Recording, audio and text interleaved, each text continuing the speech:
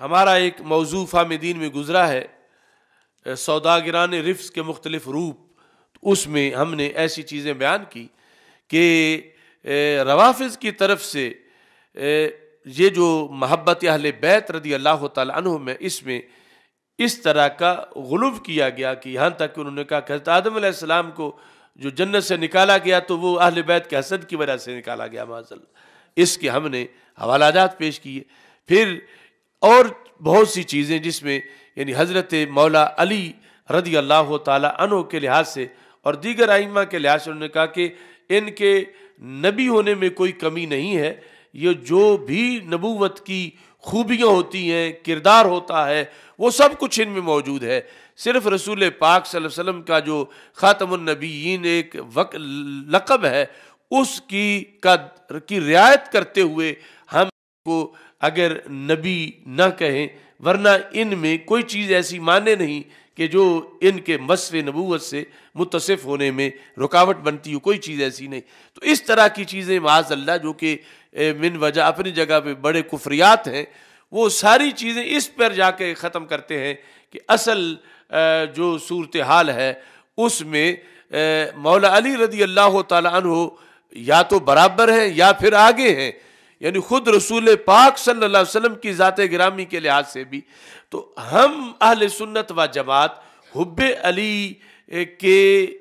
جو فریضہ ہے اس کے قائل ہیں اور اس پر کاربند ہیں، اور سنی ہونے کا مطلب ہی محب علی ہونا ہوتا ہے.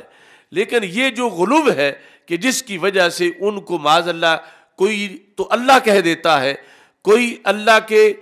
نبیوں سے سرکار سے علاوہ پر تو واضح وہ اپنے افیشل دستاویز میں کہتے ہیں کہ ہم سارے نبیوں سے ان کو افضل مانتے ہیں، ان کی کتابوں کے اندر لکھا ہے، اور آج ان کے ذاکر بھی کہتے ہیں. اور خود رسول پاک صلی اللہ علیہ وسلم کے لحاظ سے وہ کہتے ہیں صرف ایک لفظی یہ ہے کہ آپ چونکہ خاتم النبیین صلی اللہ علیہ وسلم ہیں، ورنہ مولا علی یا دیگر ائمہ اہل بیت رضی اللہ تعالیٰ عنہ کے نبی ہونے میں بھی کسی طرح کی کوئی کمی نہیں، وہ سب کچھ ان میں بھی موجود ہے. اور اس طرح کی چیزیں لا کر پھر جب وہ بتاتے ہیں تو یہ ہمارا اب فرض ہے کہ اہل سنت و جماعت جو سرکار نے فرمایا تھا کہ علی تمہارے اندر ایک وصف حضرت عیسیٰ علیہ السلام والا بھی ہے کہ جس طرح ان کے بارے میں 2 دھڑے جہنم میں پہنچے، ایسے تمہارے لحاظ سے بھی 2 دھڑے جہنم میں جائیں گے. جیسے وہاں پر ابغضتہ الیہود واحبتہ النصارى، نصارہ نے حضرت عیسیٰ علیہ السلام سے پیار کیا مگر پیار میں وہ کچھ مانا جو وہ نہیں تھے، یعنی ان کو اللہ کا بیٹا مان لیا تو جہنم میں گئے. اور دوسری طرف سے ابغضتہ الیہود، یہود نے بغض رکھا اور جو شان تھی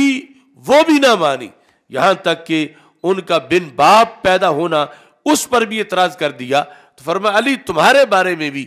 ایک گروہ تو بغض کی بنیاد پہ جہنم میں جائے گا، اور دوسرا گروہ جو ہے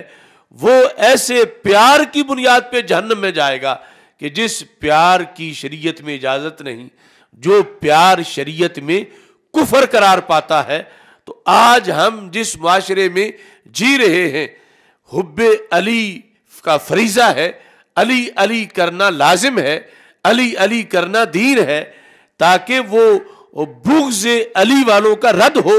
لیکن دوسری طرف ان کا رد بھی ضروری ہے کہ جو علی علی کرنے میں شریعت کی حدیں پھلانگ جاتے ہیں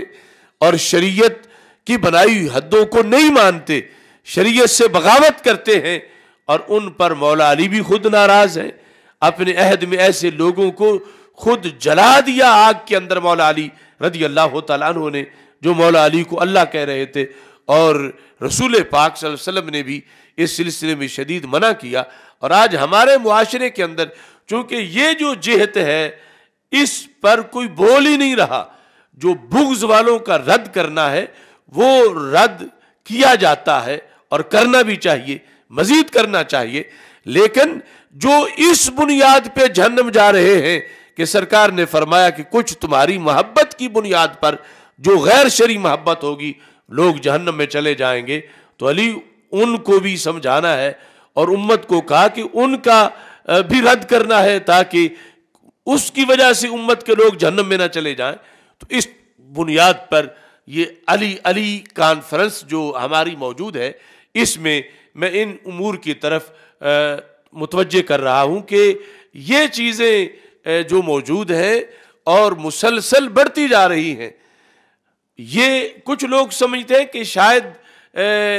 یہ جو سنی اور شیعہ کا مسئلہ ہے یہ کوئی بنی امیہ کی بنیاد پر ان کی طرف سے کوئی گھڑا ہوا ایک طریقہ ہے یا اس کی وجہ سے یہ ہے۔ اصل میں یہ اس سے پہلے کا معاملہ ہے۔ اگر بنی امیہ کے کسی فرد سے ایسی کوئی غلطی ہوئی، وہ مروان یا اس طرح کا، اس کا ہرگز اہل حق دفاع نہیں کرتے، لیکن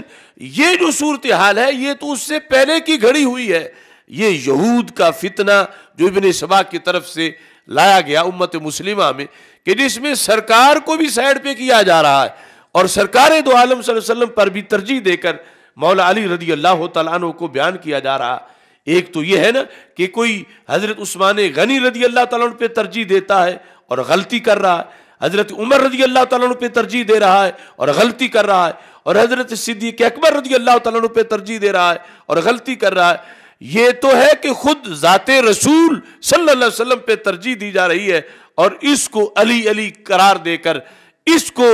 محبت علی قرار دے کر،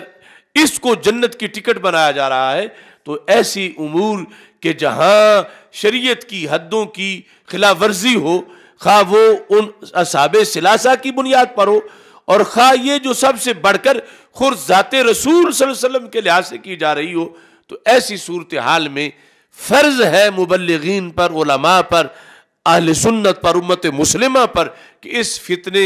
پر لوگوں کو مطلع کیا جائے اور بتایا جائے کہ تم آگ میں جا رہے ہو، اور مولا علی رضی اللہ تعالیٰ عنہ خود اس سے روکنے والے ہیں۔